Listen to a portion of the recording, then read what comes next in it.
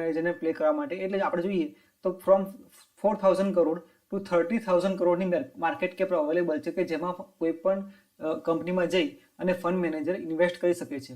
હા, small cap કંપનીની અંદર ઘણી વખત લિક્વિડિટીના ઇસ્યુ હોય છે, કારણ કે ફંડ મેનેજરે રિડમ્શનના પૈસા પણ ધ્યાનમાં રાખવાના હોય છે. એટલે ઘણી વખત એ બહુ ખૂબ જ નાની પ્રકારની જે 1,000 કરોડ કે 1,000 કરોડથી ઓછા માર્કેટ કેપની કંપની હોય છે એમાં ઇન્વેસ્ટ કરી શકતા હોતા નથી.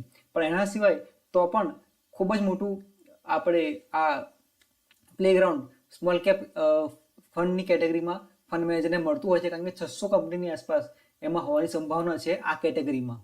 પછી ફ્લેક્સી કેપ અને મલ્ટી કેપ ફંડ જોઈએ તો ફ્લેક્સી કેપ અને મલ્ટી કેપની અંદર 500 કંપનીની આખી કમ્પોનન્ટ હોય છે. BSE 500 જે કહીએ છીએ, BSE 500ની અંદર કોઈ પણ કંપનીમાં જઈ ફ્લેક્સી કેપ કે મલ્ટી કેપ ફંડ ઇન્વેસ્ટ કરી શકે છે.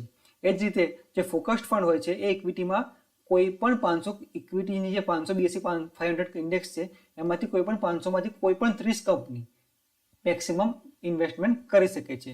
એટલે આ છે આપણું ફોકસ્ડ ઇક્વિટી ફંડ. એટલે આ તમામ ફંડને આપણે સમજવાનો પ્રયત્ન એટલા માટે કરી રહ્યા છીએ કે આપણે અલ્ટિમેટલી ઇક્વિટી એક્ટિવ ફંડના ફંડ મેનેજર કઈ રીતે ઇન્વેસ્ટમેન્ટ કરે છે અને શેના કારણે આપણું જે અંડરપરફોર્મન્સ થાય છે કે ઓવરપરફોર્મન્સ થાય છે, કે પછી આપણે કઈ રીતે એને રિલેટિવલી માર્કેટના એન્વાયરમેન્ટ પ્રમાણે ચેક કરી શકીએ એ જાણવાનો પ્રયત્ન કરીએ.